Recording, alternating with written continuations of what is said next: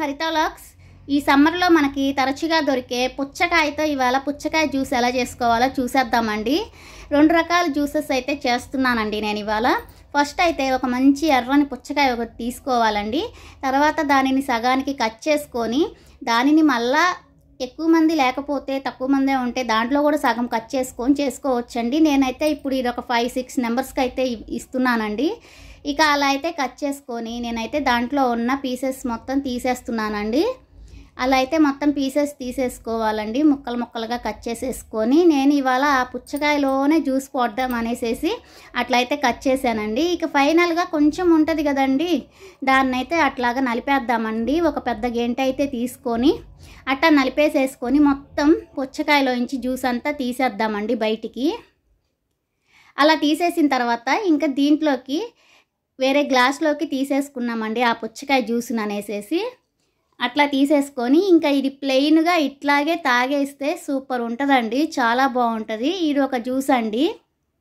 ఇక దానికి గార్నిష్ కోసం అలా పుచ్చకాయ పీస్ అయితే పెట్టేసేసి దాంట్లో పుదీనా అయితే వేసేసి స్ట్రా అయితే వేసేసుకొని తీసేసుకోవటమేనండి. సింపుల్ అండ్ ప్లెయిన్ పుచ్చకాయ జ్యూస్.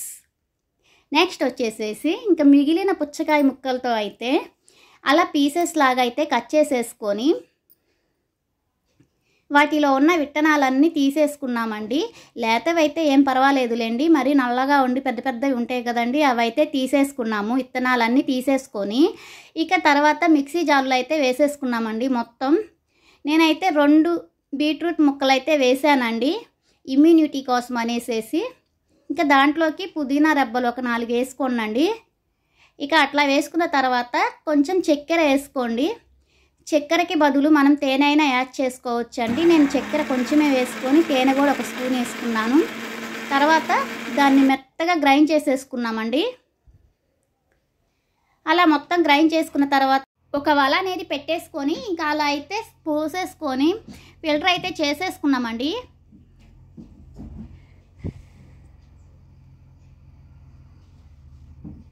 నేనైతే ముందుగానే ఇందాక సగం పుచ్చకాయని ఒక బౌల్లా చేసి పక్కన పెట్టుకున్నాను కదండి. ఇక ఆ పుచ్చకాయ జ్యూస్ని అయితే అందులో పోసేసుకుంటున్నానండి.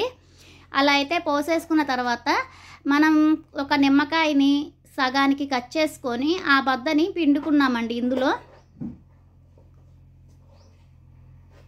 ఇక ఆ నిమ్మకాయ పిండుకున్న తర్వాత నిమ్మకాయ వేసాం కదండి, దానికోసం టేస్ట్ కోసం అనేసి కొంచెం చిటికెడు అయితే ఉప్పు అయితే వేసుకున్నామండి. తర్వాత ఐస్ క్యూబ్ కూడా వేసేసుకొని మొత్తం ఒక్కసారి కలిపేసేసుకున్నామండి. అలా కలిపేసుకున్న తర్వాత గార్నిష్ కోసం అనేసి ఒక పుదీనా రబ్బ అయితే వేసేసుకొని తీసుకోవటమేనండి. చాలా టేస్టీగా, చాలా కూల్గా చాలా బాగుంటుందండి. నా వీడియో మీకు నచ్చినట్లయితే like, share and subscribe to my channel. Thank you for watching.